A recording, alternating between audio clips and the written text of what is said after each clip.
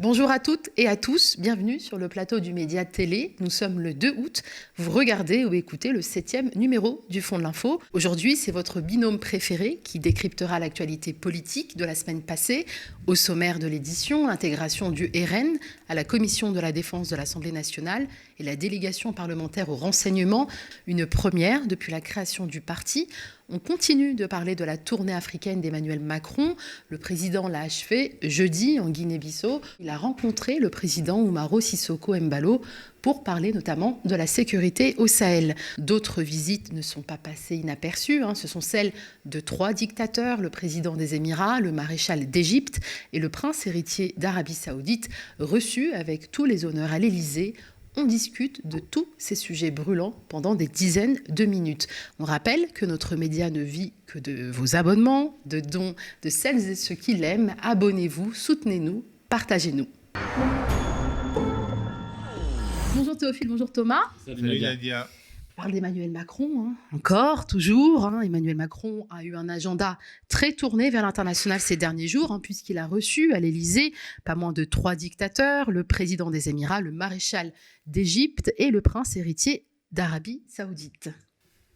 Je crois que c'était pas franchement la Fashion Week la semaine dernière à l'Élysée, c'était la Dictator Week. C'est-à-dire que Emmanuel Macron a reçu 3 hommes qui pèsent au Moyen et au Proche-Orient. La France qui pendant des décennies a su séduire finalement le monde arabe en défendant la cause palestinienne. On se souvient de Jacques Chirac.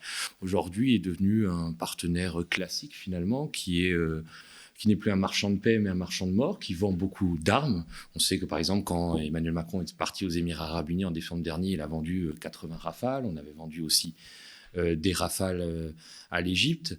Et tout ça en faisant fi du caractère absolument autoritaire et sanguinaire de ces monarchies et de ces dictatures en place. Il faut quand même se rappeler qu'en Égypte, il y a 60 000 prisonniers d'opinion qui sont dans des geôles, parfois dans des véritables camps au Sinaï, et que quand même l'armée française a coopéré, ça avait été révélé par Disclose à l'automne dernier, dans le cadre de l'opération Sirli, à soi-disant une lutte antiterroriste à l'ouest de l'Égypte, qui en fait permettait à l'armée égyptienne de tuer des pauvres contrebandiers qui trafiquaient des cigarettes entre la Libye et l'Égypte. Donc on permet tout, on marche sur nos principes, sur nos valeurs, on décore de la Grande Croix de la Légion d'honneur le maréchal Sissi, on reçoit le prince héritier d'Arabie Saoudite, Mohamed Ben Salman, qui a détenu le record d'exécution capitale en un jour, parce que l'Arabie Saoudite a exécuté 81 prisonniers, a notamment tué le journaliste Jamal Khashoggi, et tout ça, voilà, effectivement, ça nous donne une place de choix, puisqu'on est devenu,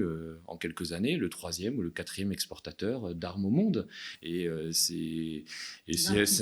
au Yémen, 400 000 personnes par l'Arabie Saoudite et par les Émirats arabes unis pour bombarder des civils au Yémen dans cette guerre absolument atroce qui a fait des centaines de milliers de morts depuis 2014. Donc rien de nouveau sous le soleil, mais c'est quand même assez triste, et c'est quelque chose qu'on voit, c'est pas seulement propre à Emmanuel Macron, c'était propre à Nicolas Sarkozy, qui s'était beaucoup rapproché du Qatar, qui l'avait aidé d'ailleurs à obtenir l'organisation de la Coupe du Monde, puis François Hollande qui avait déclaré que moi, président, je ne recevrai pas des dictateurs à l'Élysée, qui finalement avait reçu avec tous les honneurs tous ces satrapes, et qui avait été le premier à réussir à vendre les Rafales à l'Égypte. Et puis Emmanuel Macron s'inscrit dans cette lignée-là, où finalement les grandes puissances occidentales, ça vaut pour la France mais aussi pour les États-Unis, sont obligées de ravaler leur fierté, de composer avec ces dictatures. Des droits de l'homme sacrifiés sur l'autel des intérêts économiques, Théophile ? Alors, je pense, Nadia, qu'il faut peut-être au risque de faire une dépression, qu'on arrête de croire que les droits de l'homme ont été,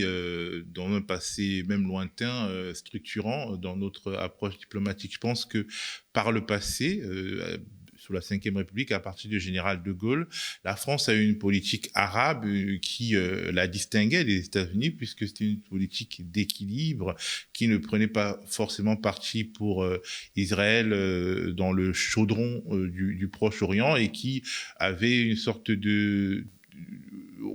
d'expertise sur ce monde-là.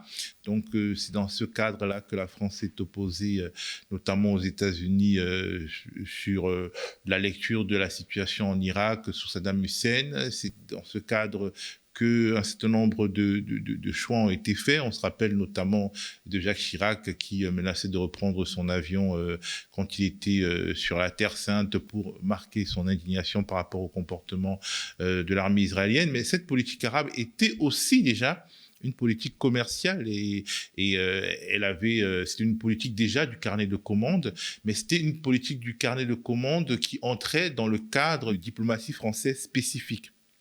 Et il y a eu la deuxième guerre d'Irak, l'invasion de l'Irak par les États-Unis, le nom de la France sous Jacques Chirac, et puis une sorte de réalignement de la France sur les États-Unis qui a commencé à la fin de Chirac et qui s'est cristallisé sous Sarkozy. Donc, comment continuer à vendre notre quincaillerie, à vendre des grands projets quand finalement on n'a plus de voix spécifique et de paroles de la France originale à défendre, en s'alignant sur les États-Unis et en essayant quand même toujours de vendre des armes aux pays qui sont alliés des États-Unis et de nous. Et donc, on joue, on est un peu, donc on joue. Les Saoudiens veulent peut-être se défaire un peu de l'emprise américaine. On leur vend des armes et des technologies.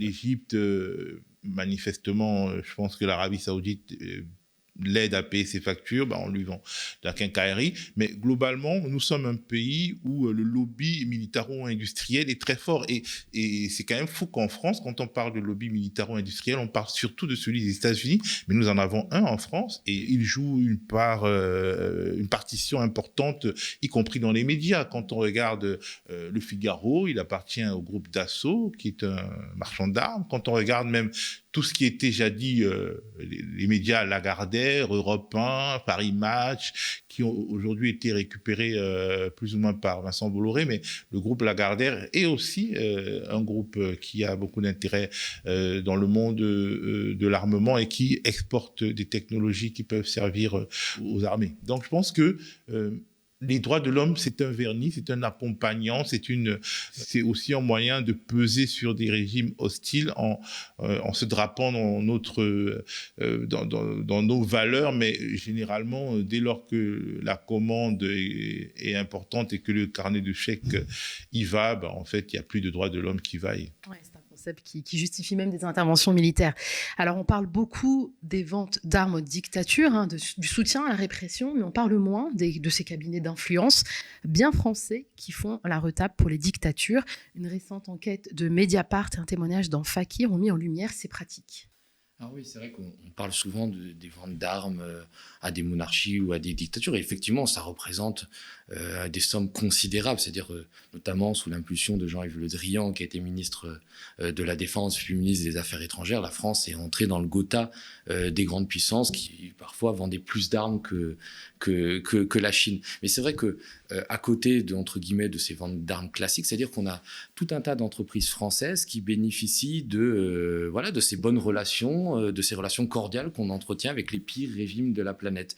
Je me souviens par exemple on vend beaucoup de matériel de cybersécurité, de matériel d'écoute qui permet de traquer les opposants. Je me souviens qu'il y avait une boîte qui s'appelait Amesis qui avait vendu un système d'écoute à Kadhafi qui avait permis de traquer, de localiser des opposants. Cette boîte avait été mise en examen, mais elle avait disparu et elle avait été refondée sous un autre nom. Et avec la complicité de l'État français, elle avait réussi à revendre le même système d'écoute à l'Égypte, qui était effectivement un partenaire, soi-disant, dans la lutte contre le terrorisme. Et puis, ce qui a été très raconté il y a quelques semaines, et je pense qu'il n'a pas été assez mis en lumière, c'est ce témoignage dans Fakir, puis cette enquête de Mediapart, qui parle d'un cabinet, ce qu'on appelle maintenant les cabinets d'intelligence économique, qui s'appelle Avisa Partners, qui, sous un autre nom, s'appelait Aistrat, dont un des directrices associées était Olivia Grégoire, qui était la porte-parole du gouvernement, et en fait, qui faisait des faux articles dans des grands quotidiens pour vanter le régime au Kazakhstan, pour vanter les mérites du fils de Denis Sassou Nguesso, le président congolais, ce fils-là, qui pourrait très bien prendre la suite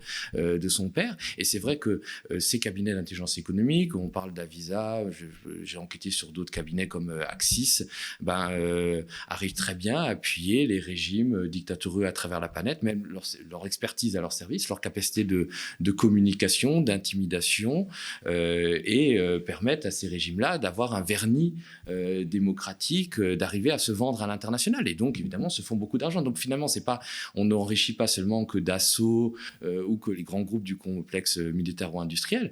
On enrichit aussi des petites structures qui font partie de cette nébuleuse-là. Et donc, en fait, ça fait vivre tout un écosystème avec des gens, effectivement, qui passent, on a parlé d'Olivia Grégoire, qui passent du privé au public. Et donc, en fait, c'est un vrai business, tout ça.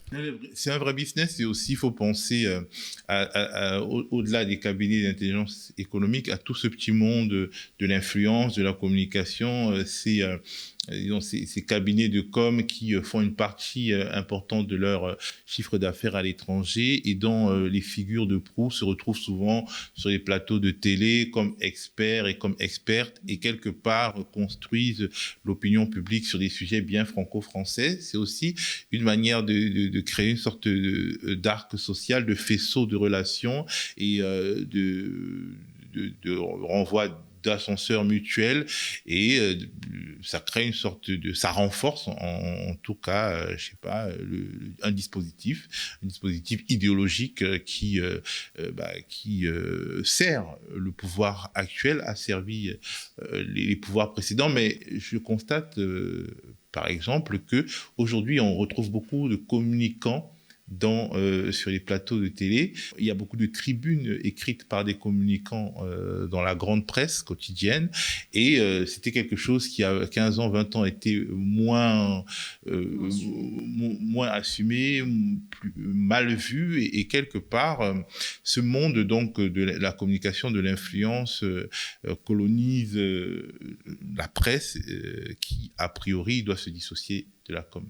Oui, et puis ces grands groupes de communication ont toujours appuyé les dictatures, et même des fois ça avait été un moyen de récupérer des contrats. Par exemple, on pense que Havas, qui appartient au groupe Bolloré, qui est un grand groupe de communication, a fait par exemple la campagne d'un dictateur en Guinée comme Alpha Condé, qui, une fois élu, a donné la concession du port de Conakry, la capitale guinéenne, au groupe Bolloré. D'ailleurs, il y avait une enquête du parquet national financier qui a été classée pour des frais de prescription. Mais bon, c'est quelque chose qui a toujours existé, mais qui est de plus en plus assumé, et qui a une manne considérable, puisque ces régimes qui sont peu honorables, mais qui ont beaucoup, beaucoup d'argent, n'hésitent pas à payer des millions et des millions des grands groupes de communication, que ce soit en France, aux États-Unis ou au Royaume-Uni, pour leur donner une sorte de vernis honorable à l'étranger.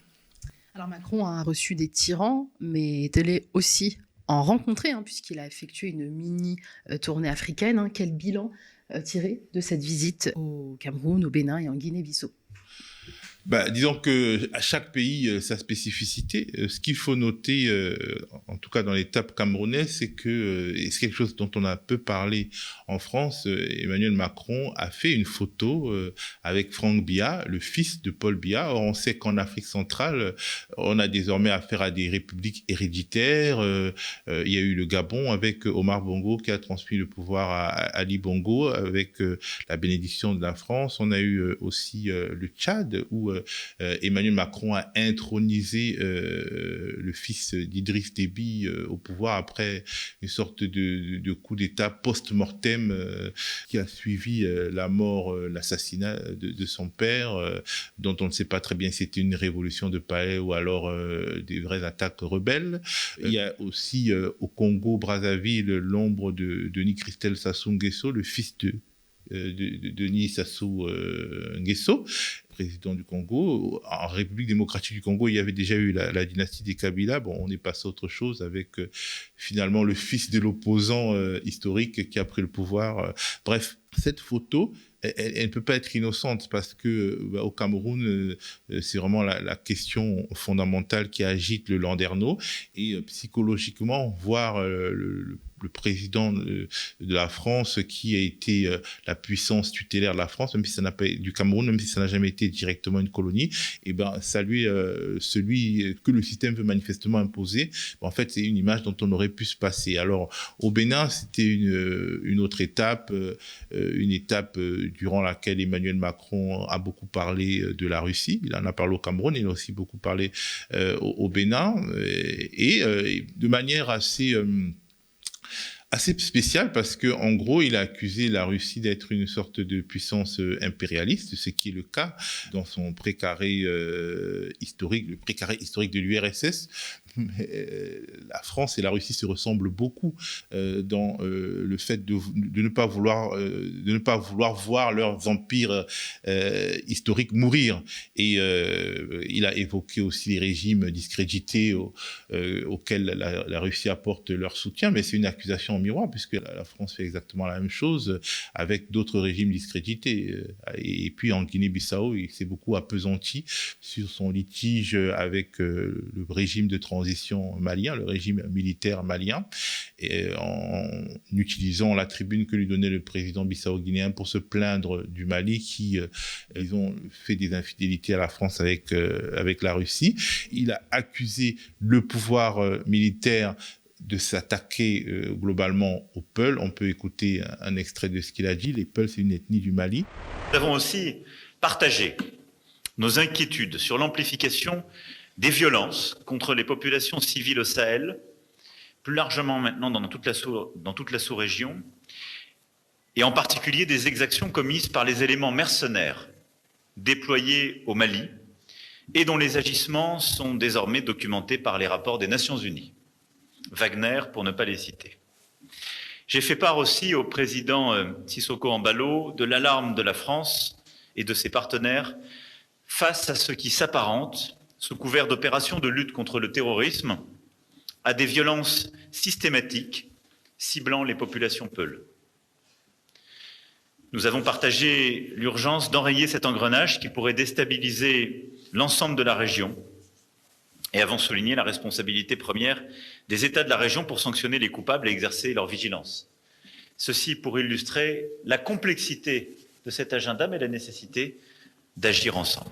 Je pense que c'est une grosse faute politique parce que quand un président ne parle pas comme ça, il y a des vrais problèmes communautaires dans le Sahel liés à ce cancer terroriste. Il y a des amalgames qui sont nourris effectivement. Il y a des exactions des forces armées au Mali, mais aussi au Burkina Faso et ailleurs, même au Cameroun, qui sont documentées par les organisations de défense des droits de l'homme.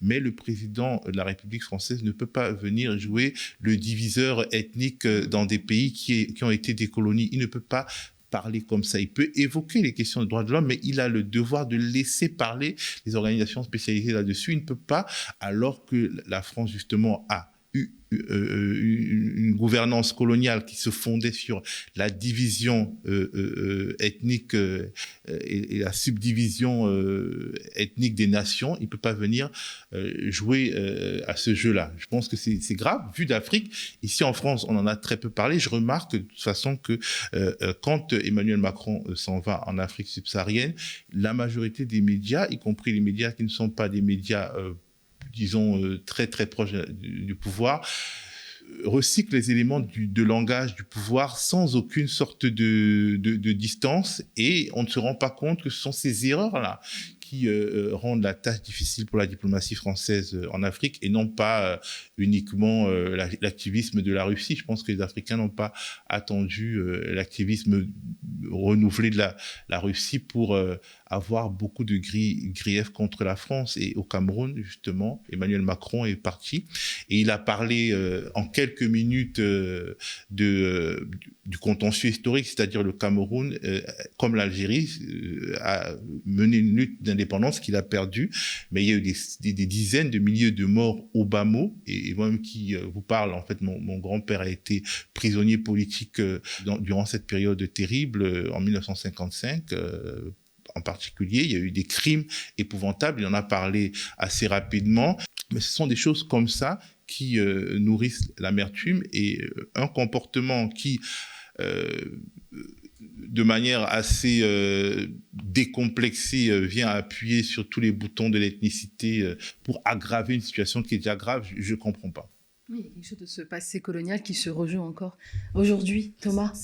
C'est vraiment quelque chose de très vrai, puisque cette visite d'Emmanuel Macron, elle s'inscrit en miroir avec une autre visite qui est celle du ministre des Affaires étrangères russe, Sergueï Lavrov, qui s'est rendu en Égypte, en Ouganda et au Congo Brazzaville, qui est historiquement dans ce que la France considère comme son précaré. Donc Emmanuel Macron se précipite en Afrique, dans d'autres pays, mettre en scène une sorte d'affrontement des puissances. On a l'impression qu'on est revenu à la fin du 19e siècle où les Anglais et les Français s'affrontaient pour se partager l'Afrique.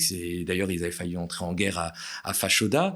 Mais on est aujourd'hui en 2022 et Emmanuel Macron fait comme si finalement l'Afrique, il n'y avait pas de peuple, il n'y avait pas de souveraineté, il n'y avait pas des gens qui étaient désireux d'assumer leur propre indépendance loin de la Russie, loin de la France, loin de toute puissance tutélaire. Et donc, au nom de cet affrontement-là avec la Russie pour le contrôle des pays, comme si finalement on jouait à un jeu de société, on prenait des pions, on est prêt à assumer n'importe quoi, à accepter n'importe quoi, y compris des successions complètement bancales. Le Cameroun a été dirigé depuis 1982 par une sorte de momie qui passe 6 mois de l'année à Genève et qui gère absolument pas son pays, si ce n'est pour arrêter des opposants et pour éradiquer toute contestation. Et là, on est prêt à mettre son fils au pouvoir, son fils qui n'a montré aucune qualité, si ce n'est d'être le rejeton d'un dictateur au pouvoir, et on sera prêt donc à adouber des coups d'État aussi longtemps que finalement ces régimes-là serviront la France. Après, il y a quelque chose qui m'intéresse beaucoup sur la Guinée-Bissau, parce que c'était quand même la première visite d'un président français en Guinée-Bissau. Donc la Guinée-Bissau, qui est, faut-il le rappeler, une colonie, ancienne colonie portugaise, qui a eu une guerre d'indépendance très dure, très petit pays, et qui après, à la fin des années 2000, a sombré, est devenu une sorte de narco-État, puisqu'il y avait des avions remplis de cocaïne qui arrivaient en Guinée-Bissau. Il y a même des présidents qui ont été assassinés par des narco-trafiquants. Et il y a eu un président qui a été élu en 2020, qui s'appelle Umaro Sissoco Embalo, qui lui aussi a un peu trempé dans le trafic de drogue, puisque il y a quelques années, il était le représentant de Kadhafi, et Kadhafi qui était une des hautes mains du trafic de drogue. Mais surtout, c'est un grand ami à qui ? À Alexandre Benalla, puisque quand Sissoko Embalo a été élu dans des conditions très contestées en 2020, et donc il y avait une bataille entre les deux candidats, entre lui et son rival pour savoir qui allait être président, Sissoko Embalo a fait la tournée des chefs d'État qui comptent en Afrique. Il est notamment allé voir Sassou Nguesso au Congo, il est allé voir Idriss Déby au Tchad, pour essayer de les convaincre que c'était moi qui devais devenir président. Et qui était dans son avion ? C'était Alexandre Benalla.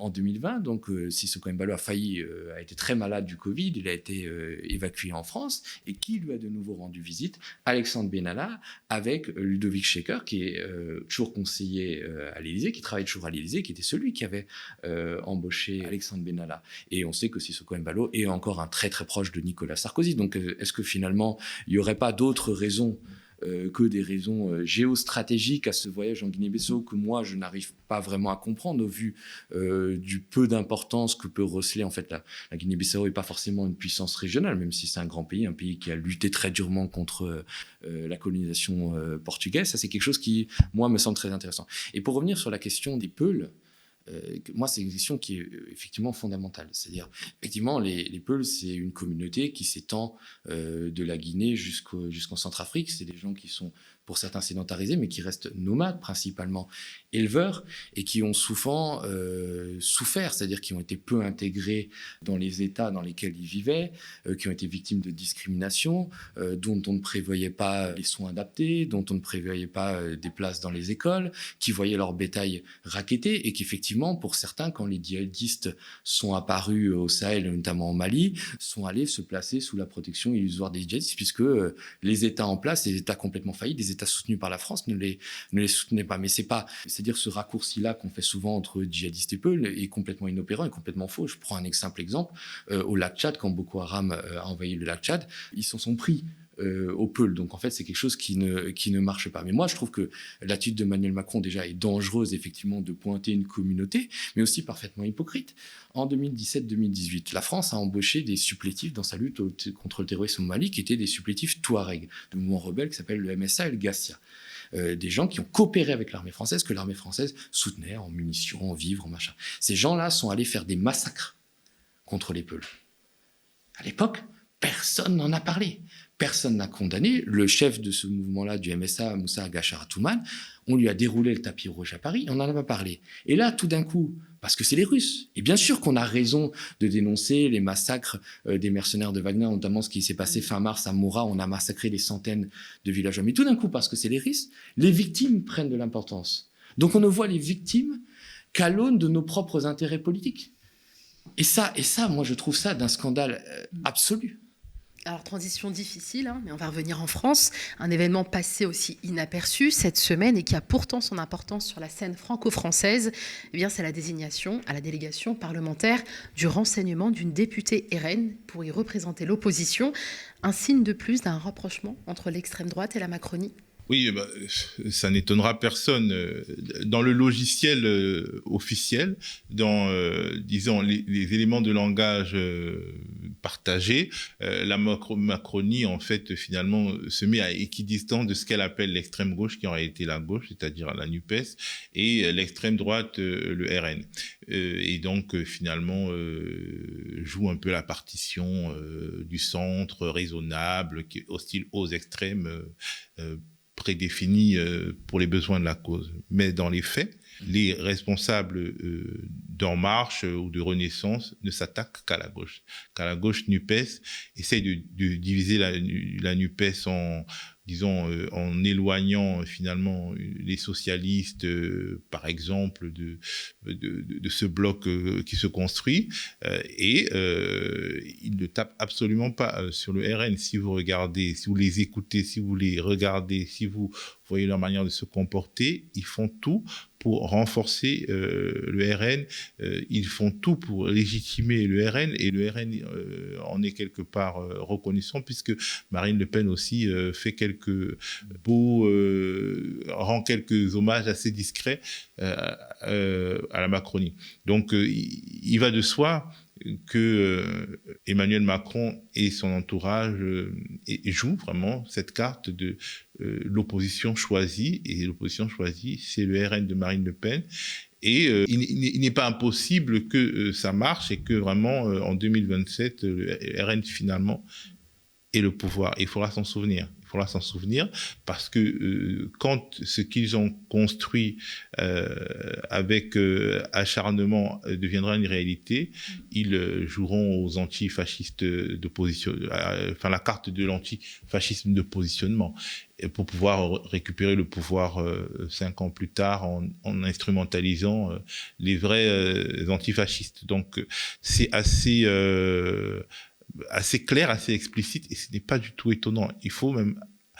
Il y a un certain nombre de personnes, disons d'analystes, qui sont en général de centre-gauche et même de gauche radicale, qui font semblant de croire au Père Noël, qui font semblant de ne pas voir ça, et qui sont toujours en train d'attendre de la Macronie qu'elle ait un comportement différent du comportement qu'elle adopte, c'est-à-dire un comportement qui vise à faire grossir le RN. Thomas, parce que là, on a parlé de l'intégration du RN à la Commission de la Défense de l'Assemblée nationale. On aurait pu aussi parler il y a quand même 2 députés RN qui siègent aujourd'hui à la Cour de justice de la République.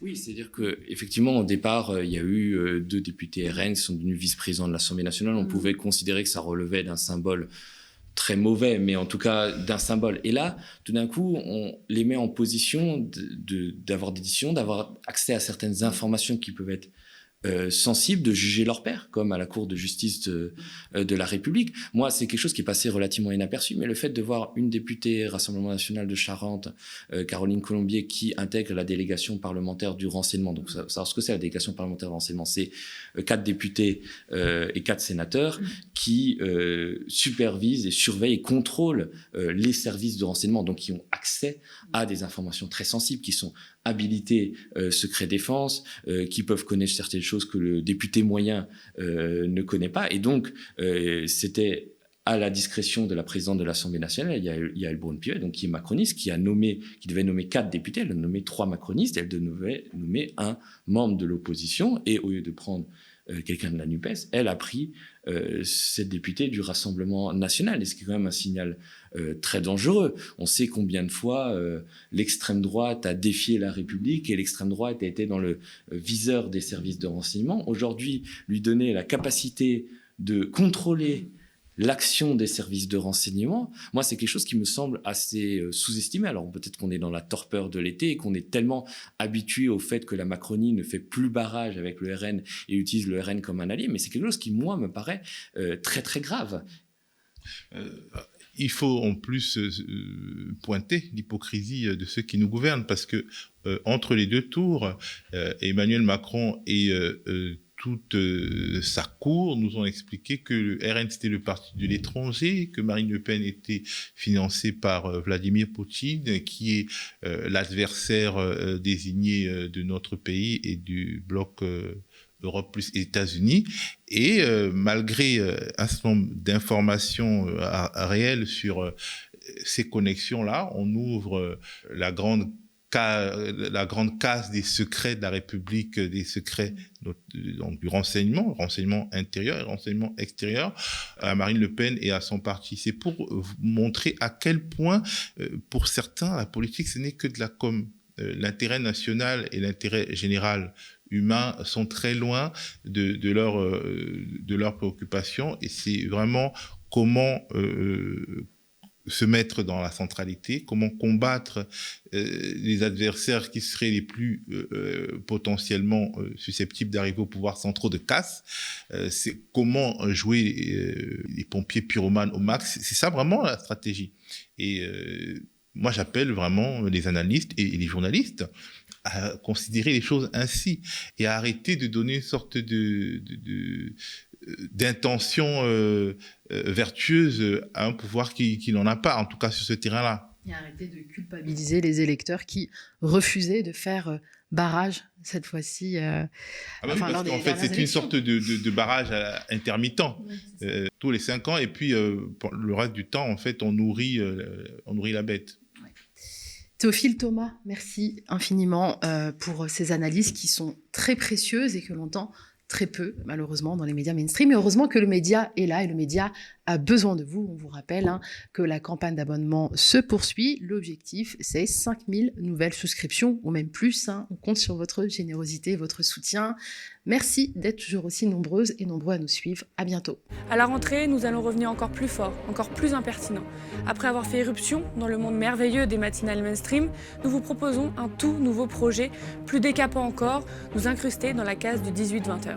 C'est le fameux soir où elle vous accuse de viol ? Il s'est rien passé. Il s'est rien passé, cher Yann. On a l'impression que vous avez quand même un mental d'acier. C'est sûr que c'est un parcours pas commun.